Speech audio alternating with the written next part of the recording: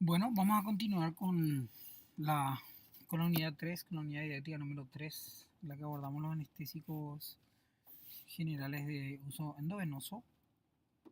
En esta oportunidad vamos a hablar un poco sobre la ketamina. La ketamina es un anestésico general de uso endovenoso que es de lo más fundamental en el repertorio anestesiológico, porque bueno, es una sustancia que tiene una serie de características cinéticas y dinámicas, sobre todo dinámicas, absolutamente únicas, irrepetibles, ¿verdad? No se ven en otros hipnóticos. La ketamina posee muchos efectos que solamente las combina, sobre todo ellas, ¿verdad? Por ejemplo, por citar un ejemplo, la ketamina es probablemente el único anestésico hipnótico general que también provee analgesia, por ejemplo. Y así, mucho de esto se explica por la extraordinariamente compleja farmacología de la ketamina. Eso es algo que tienen que saber. La ketamina es un fármaco que tiene una compleja farmacología, sobre todo una compleja dinámica. Todavía hay muchos aspectos de la ketamina que sencillamente no comprendemos, ¿no? Mucho de esto tiene que ver con la enorme cantidad o bastante cantidad de receptores que la ketamina parece estimular. Si bien es cierto, la dinámica fundamental de la ketamina en lo que se refiere a su acción como anestésico general está centrado en uno o dos, máximo tres grupos de receptores, sobre todo fundamentalmente los receptores de NMDA. Sin embargo, hay muchos otros de los efectos fundamentales de la ketamina que son mediados por otros receptores. O sea que, como se darán cuenta, la ketamina es un fármaco que hay que leer todos los días o cada cuanto para poder estar un poco al tanto, refrescando todo el tiempo la memoria, ¿sí? Nosotros que hacemos anestesiología infantil o anestesiología en quemados o en cardiocirugía, la ketamina es una droga fantástica y que no tiene sustituto. Haciendo una pequeña reseña histórica de la ketamina, en el 1962 Stevens sintetiza la ketamina y iniciándose el primer uso en humanos por Corsen y Domino. En 1965, Domino termina siendo uno de los investigadores más profusos de la ketamina. De hecho, es el que definió la mayoría de los aspectos farmacocinéticos y dinámicos que conocemos al día de hoy. En 1970 se introduce la ketamina a la práctica clínica y gozó inicialmente una enorme popularidad, para que luego paulatinamente esa popularidad se vaya diluyendo, principalmente debido a los efectos adversos que tiene la ketamina que no son, que no son menos importantes, ¿sí? Esto fue mermando su popularidad, sobre todo en la población adulta, en donde los efectos psicodislépticos de la ketamina son importantes y desagradables, ¿sí? La ketamina tiene características físico-químicas interesantes. Es una cloro 2-metilamino 2-ciclohexano, ¿ya? Como ven, es una molécula sumamente compleja. Si pueden apreciar aquí en esta parte de la diapositiva, se ve que la ketamina, entre otras muchas características, una fundamental que tiene es que es una molécula con un centro de quiralidad, ¿sí? Tiene un carbono asimétrico, un carbono quiral. Esto le da una propiedad única a la ketamina, ¿verdad? Debido a que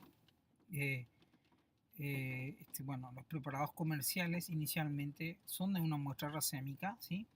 Pero como ustedes saben, todos los estereoisómeros o moléculas quirales o isómeros ópticos, ¿sí?, no tienen el mismo comportamiento uno que el otro en términos biológicos, ¿sí?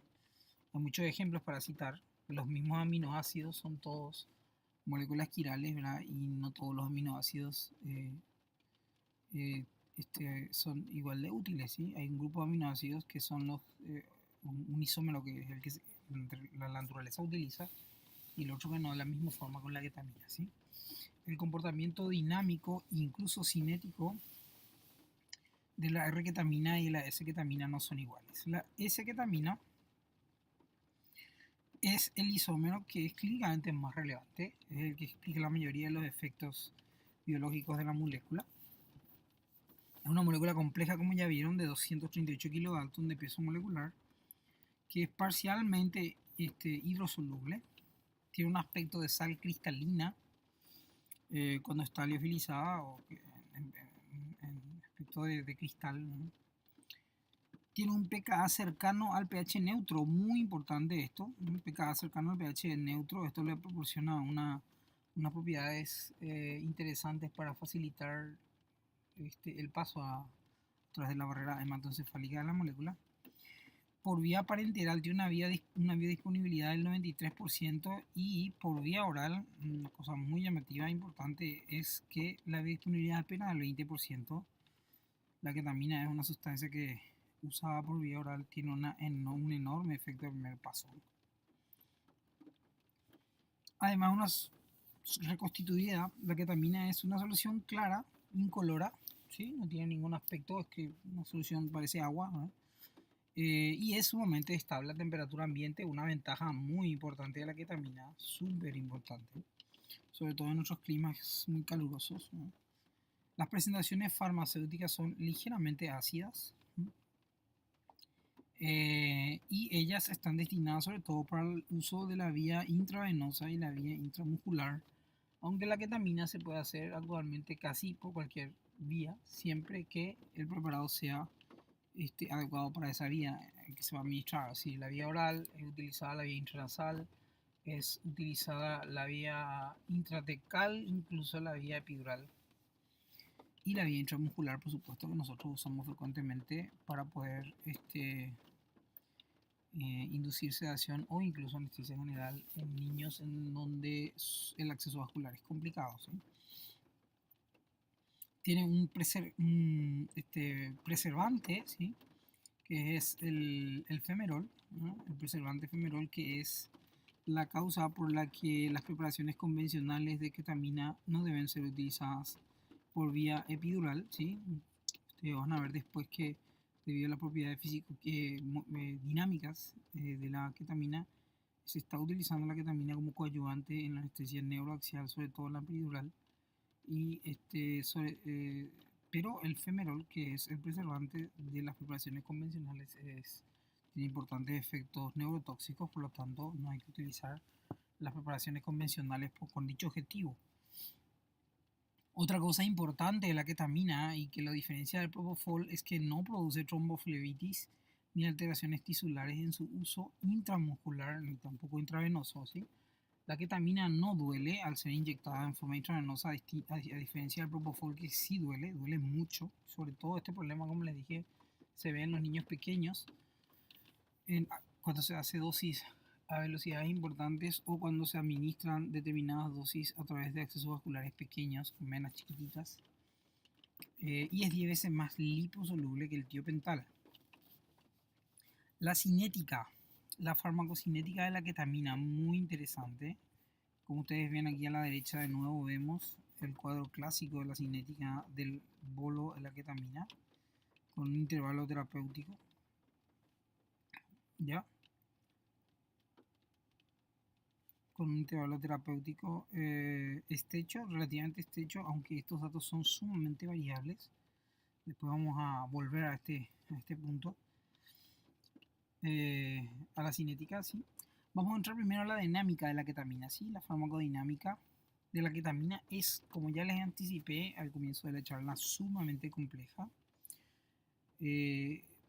Y sobre todo tiene que ver esto, como ya les dije, por la estimulación de varios receptores. Sin embargo, la ketamina, para entender su función, hay que comprender primero un grupo de receptores muy especiales que son los receptores de NMDA, que seguramente ya han escuchado por ahí, o se recuerdan de fisiología o farmacología. Los receptores NMDA son un grupo de receptores que median las acciones del glutamato, ¿sí?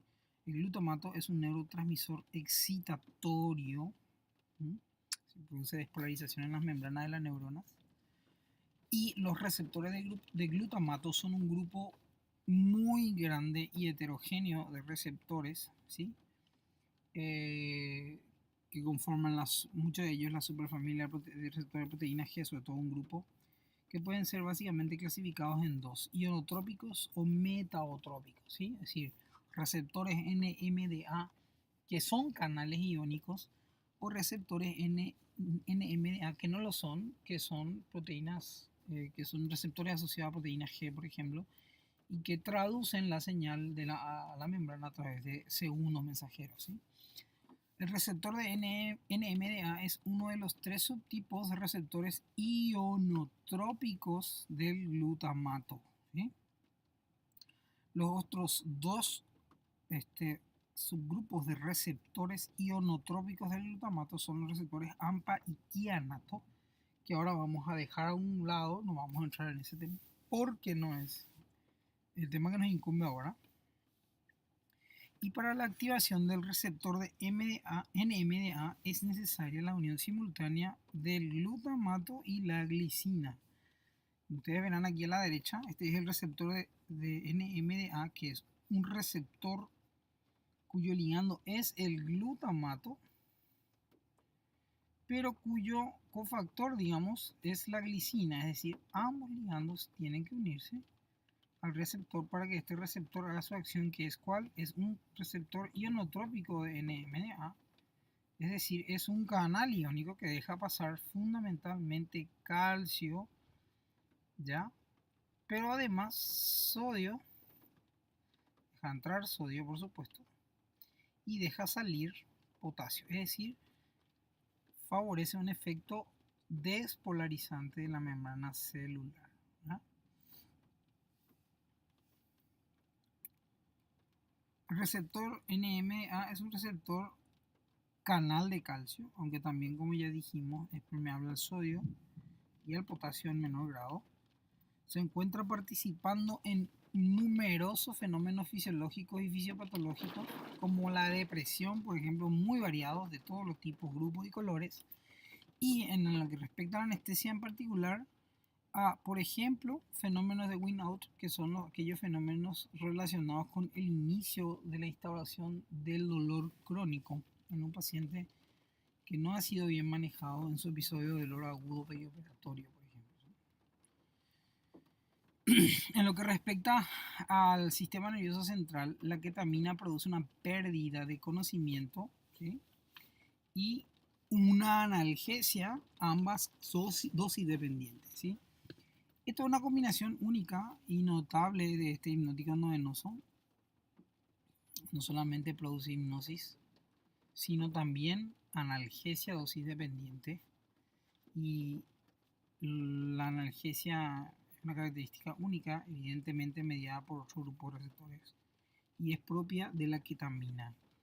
Se imaginarán las ventajas que provee un fármaco que produce ambos efectos al mismo tiempo, ¿sí? Sus acciones farmacológicas se ejercen a través de diversos receptores, ¿sí? No solamente los receptores NMDA, aunque los receptores NMDA son los principales. Y los detalles son complejos, ¿sí? Básicamente, los más importantes receptores estimulados que pudiéramos citar son los NMDA, como ya dijimos, pero además los opioides y los receptores monoaminérgicos. A altas concentraciones, ¿ya? La ketamina inhibe receptores muscarínicos también y favorece corrientes GABAérgicas, ¿sí? Imagínense, el neurotransmisor GABA es un neurotransmisor inhibitorio, ¿sí? Y el glutamato es un neurotransmisor excitatorio, ¿sí? Estamos diciendo que la ketamina inhibe receptores ionotrópicos tipo NMDA del glutamato, es decir, inhibe los procesos de excitabilidad, pero a concentraciones altas también potencia los efectos de corrientes GABAérgicas. Produce un tipo de anestesia muy característica que se llama anestesia disociativa. La anestesia disociativa es muy particular porque tiene una serie de características llamativas. Primero, el paciente sencillamente tiene los ojos abiertos, ¿sí? Paciente que está en hipnosis por ketamina parece estar en un estado cataléptico, que vamos a ver después más adelante todas las características, ¿sí? Pero la acción más importante de la ketamina, repito, es la inhibición del influjo glutaminérgico hacia el sistema GABAérgico mediado por los receptores NMDA, produciendo un desacople, ¿sí?, que lleva al estado de inconsciencia entre los núcleos talámicos y los centros corticales supratalámicos, ¿sí? Esa conexión talamo-cortical, ¿sí?, mediada por influjos glutaminérgicos, aminoácidos excitadores, es inhibida a través de su efecto en los receptores NMDA, ¿ya?, y produce un desacople, y este desacople es el que hace que se tenga esta característica de anestesia disociativa tan particular de la ketamina. Como ven, la ketamina es muy sui generis.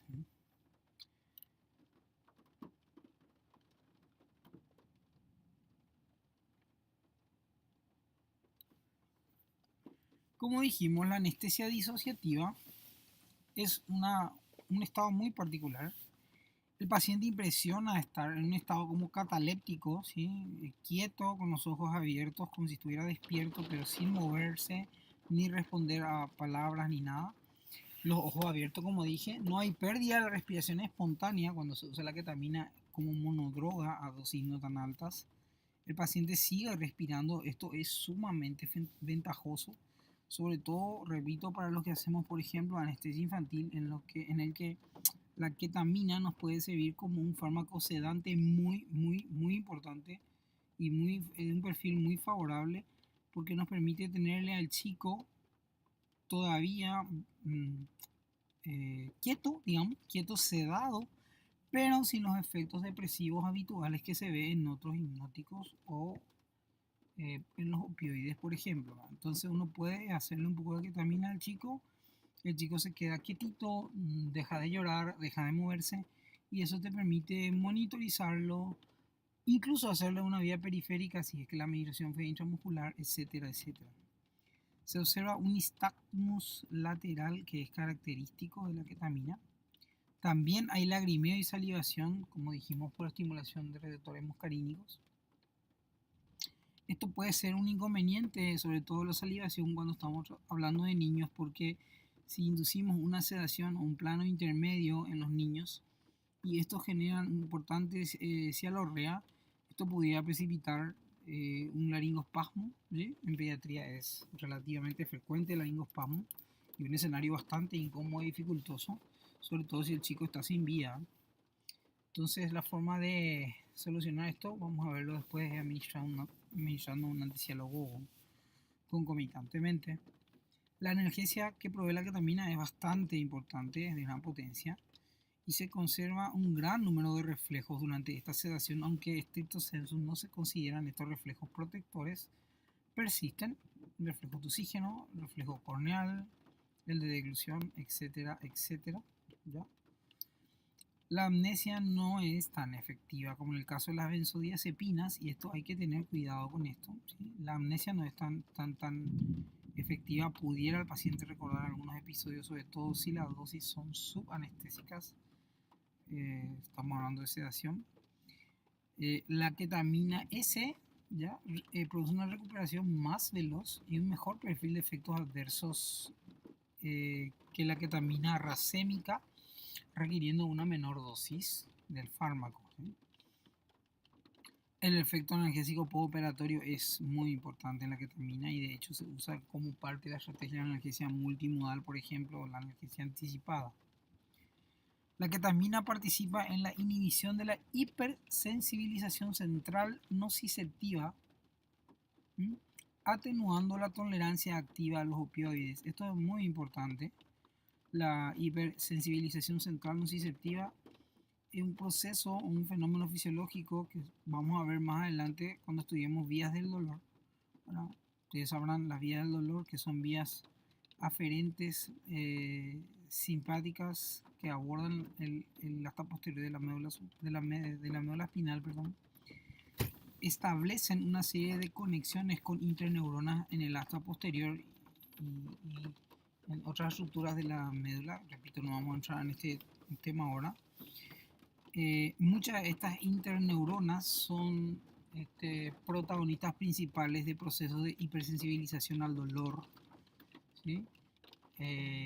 Que pudieran generar circuitos reverberantes que estimulen el desarrollo de dolor crónico o hiperalgesia. En el caso de la hiperalgesia mediada por opioides, la ketamina, al inhibir receptores NMDA, muchos de estos procesos están mediados por estos receptores, evita o mitiga estos procesos.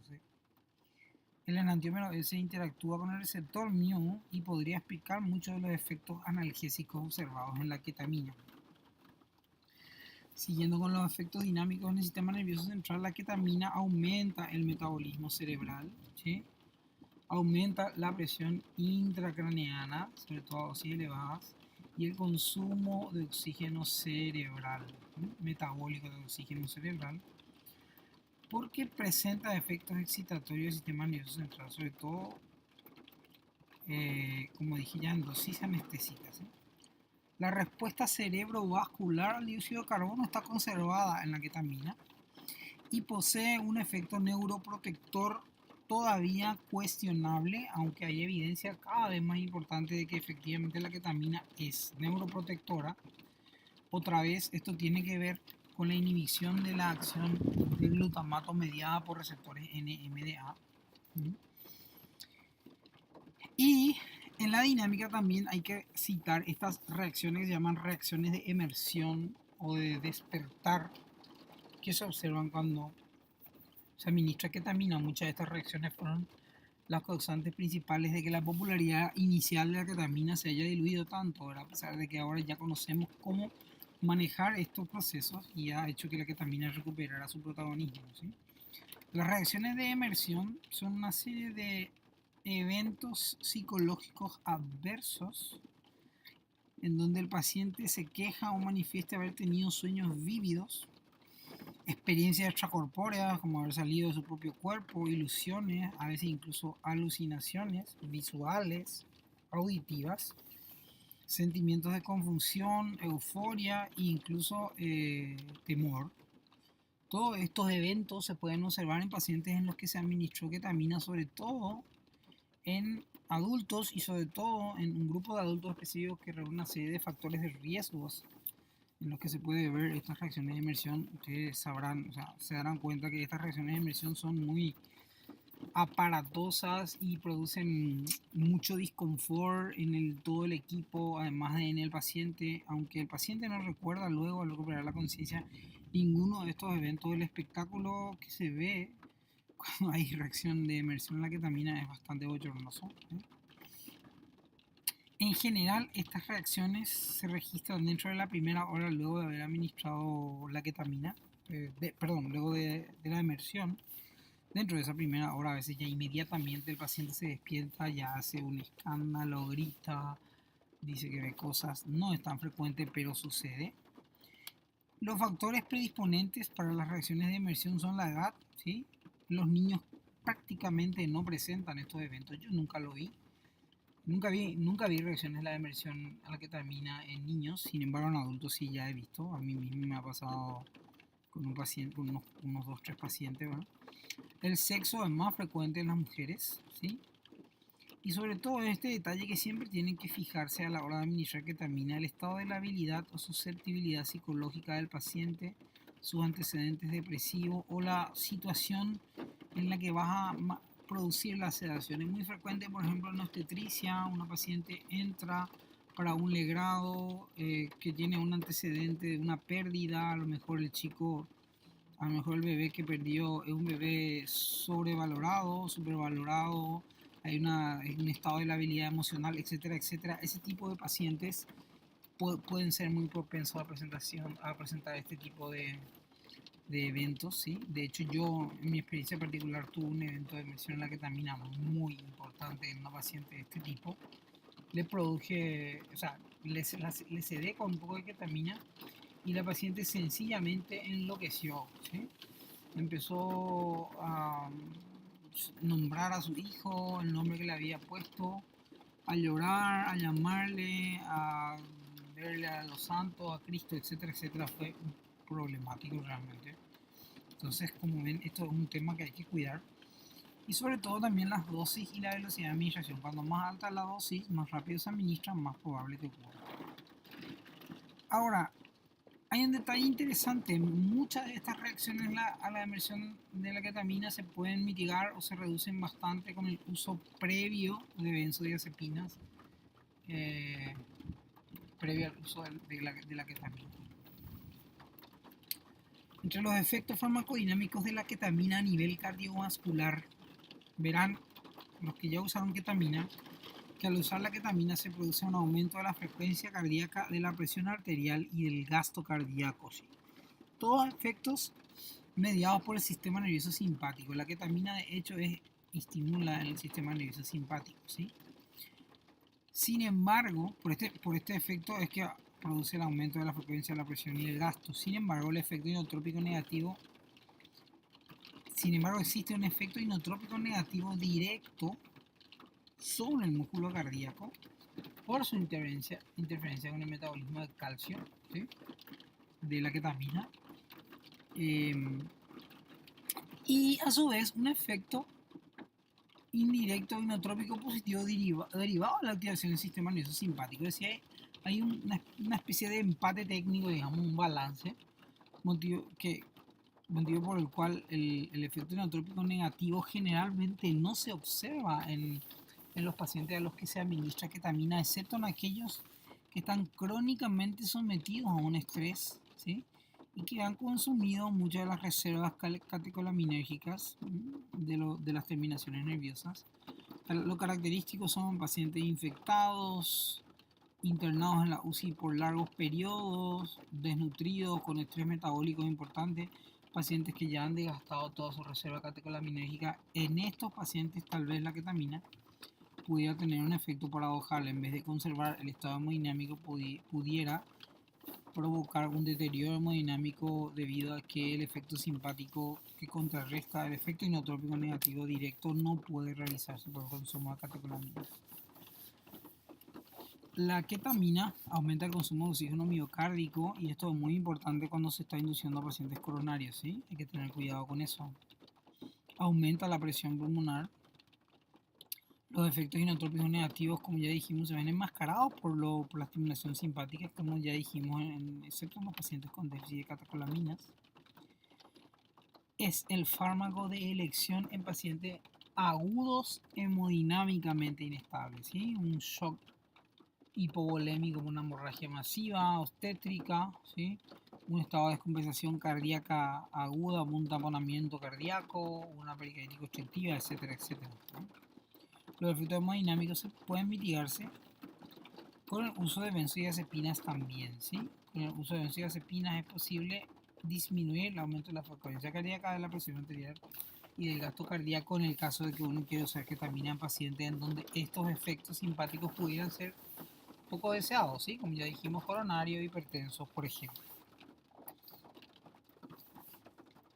En el sistema respiratorio la ketamina tiene efectos únicos también y que lo hacen sumamente útil en determinados escenarios. Como ya dijimos, la ketamina como fármaco único no inhibe el impulso respiratorio, ¿sí? O la inhibición del impulso es mínima. No afecta la respuesta del bulbo al anhídrido carbónico. Posee efectos como relajante del músculo liso bronquial, es un broncodilatador conocido y está por eso indicadísima en asmáticos e hiperreactores EPOC. El problema es que produce un aumento de la salivación que pudiera ser muy importante y provocar problemas, ¿sí? Laringoespasmo en los niños, como ya habíamos dicho, o la formación de tapones mucosos en pacientes respirados sin circuitos de oxigenación que estén bien humidificados y calentados. Entonces pueden formar tapones y hacer micro o macrotelectasias durante cirugías prolongadas. Todo esto, por supuesto, en los niños está mucho más amplificado, ¿verdad? Y muchos de estos efectos, que como verán, son efectos mediados por los sistemas muscarínicos de receptores. Pueden ser antagonizados con la atropina, ¿sí? Con dosis básicas muy bajitas de atropina. Muy bien. La cinética de la ketamina. La ketamina se puede administrar por varias vías, aunque su uso es preferentemente intravenoso y en la mayoría de los casos si no se puede usar intravenoso, intramuscular. También puede ser utilizada vía oral, también puede ser utilizada intranasal o rectal, ¿sí? Solo que hay que ajustar la dosis para poder salvar aquel metabolismo primer paso extenso que había comentado, ¿sí? Hay un amplio efecto de metabolismo, como ya dijimos, solo la biodisponibilidad queda entre el 10 y el 30%. La concentración pico de la ketamina se alcanza al minuto de haber sido administrada. Otra característica importante de la ketamina es que tiene una gran fracción libre, ¿sí? Por una baja unión a las proteínas. Su ligación a proteínas apenas al 12%, ¿sí? Entonces rápidamente se pueden obtener cambios importantes de la fracción libre, que es la fracción que realmente tiene efectos sobre los receptores, ¿sí? Es liposoluble y tiene un pKa cercano al neutro, ¿ya? Esto, unido a su baja unión proteica, explica su rápido inicio de acción porque facilita que una gran fracción libre unida a un pKa bastante cercano al pH neutro disponibilice, ¿verdad?, una gran cantidad de fármaco que puede pasar la barrera hematoencefálica en estas condiciones. El metabolismo de la ketamina es hepático, ¿sí? Sus metabolitos son en general no activos, se consideran no activos. Son dos fundamentalmente, la norketamina y la dehidronorketamina, aunque la norketamina conserva entre un 10 y 30% del efecto de la ketamina, esto es casi despreciable. La cinética varía según el enantiómero, cuidado, ¿sí? Como ya dijimos, la ketamina racémica tiene una cinética característica, la descrita en forma clásica, y la ketamina S tiene una cinética más favorable, ¿sí? Un comienzo de acción más rápido, un comienzo en término de inicio de acción también más rápido, menos efectos difóricos, etc. La amnesia de la ketamina dura entre 10 a 15 minutos luego de una dosis de inducción, pudiendo estar el paciente totalmente recuperado entre los 15 y los 30 minutos posteriores a esa dosis. La administración simultánea de benzodiazepinas puede prolongar los efectos de la ketamina. Las indicaciones de la ketamina son muchas, pero aquí básicamente en el cuadro pueden ver las dosis y las indicaciones más generales. Cuando vamos a usar ketamina en inducción para anestesia general por vía intravenosa, se fijarán la dosis va entre 0,5 y 2 miligramos por kilo. En realidad la dosis de inducción de anestesia general nunca debería ser menor de 1 miligramo por kilo endovenoso. Y es posible inducir anestesia general en pacientes por la vía intramuscular con la ketamina entre 4 a 6 miligramos por kilo.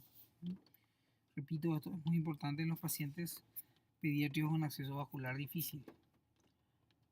El mantenimiento de la anestesia general también es posible con la ketamina, aunque un poco más complicada, es posible hacer. Aquí están las dosis, ustedes pueden repasar eso después. La sedación y la analgesia es muy importante con la ketamina y tiene usos múltiples, sobre todo como ayudante en sedación y analgesia potenciada, ¿sí? Combinando opioides, benzodiazepínicos y ketamina. Y también tiene un uso súper importante como coadyuvante o como colaborativo en la analgesia presintomática, profiláctica o anticipada, ¿sí? La analgesia que se conoce, lo que se conoce como analgesia preventiva, ¿sí? La analgesia preventiva. Entre las indicaciones de la ketamina, como dijimos, están todos aquellos escenarios en los que su actividad simpático-mimética y broncodilatadora es necesaria o deseable durante la inducción, ¿sí? Asmáticos, EPOC, etc. En el taponamiento cardíaco y en la pericarditis constrictiva, la ketamina es sumamente útil porque a través de la activación del sistema nervioso simpático que se produce durante su utilización, es posible mantener un estado hemodinámico muy estable al no producir depresión en las cavidades auriculares ni ventriculares cardíacas, ¿sí? Por el estímulo simpático que produce la ketamina, así que es un fármaco excelente para ese escenario. En la inducción en secuencia rápida del shock séptico hipovolémico, ¿sí? También es sumamente útil, sobre todo en la fase hipodinámica vasoespástica o sí, en la fase de falla ya, aunque también en la hipodinámica, en la hiperdinámica vasoplégica. También en la sedación y premedicación en adultos y niños, repito, en los niños es fundamental, es muy útil como parte de una estrategia de analgesia multimodal y analgesia preventiva, ¿sí? Y en la inducción de niños con patologías congénitas con shunt de derecha a izquierda. Esto es muy importante porque cuando uno tiene un paciente con un corazón con déficit en la integridad de los septos, tanto auricular como ventricular, una CIB, una CIA, etcétera, etcétera. Cuando uno produce inducción, generalmente genera un proceso de vasodilatación importante con caída de la presión que hace que el shunt de derecha a izquierda se incremente importantemente, incluso en algunos casos hasta el punto de que el paciente desature, ¿sí? Porque gran parte del flujo ventricular derecho se fuga, por decirlo de alguna manera, se fuga hacia el sistémico, sobre todo si estamos hablando de niños con cardiopatías congénitas cianóticas con estenosis del tracto de salida ventricular derecho, ¿sí? ¿Sí? Pacientes con hipertensión pulmonar, atresia pulmonar, estenosis pulmonar, etcétera, etcétera. Estos pacientes, si potencian la inducción, sencillamente se ponen azules, ¿sí? Porque el flujo pulmonar se queda en cero o disminuye a un punto crítico. También se están utilizando mucho, muy frecuentemente como coadyuvantes en la anestesia intradural y peridural, ¿sí?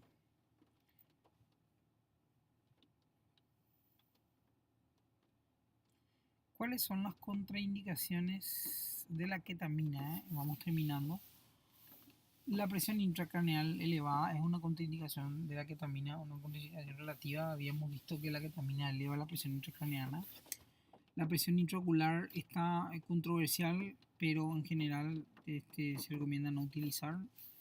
En los pacientes con estados de shock con depresión importante de catecolaminas también podría ser una contraindicación relativa, al menos por lo que ya habíamos visto, ¿verdad? Su efecto inotrópico, depresor inotrópico directo, ¿verdad? Puede quedarse sin cobertura si el paciente,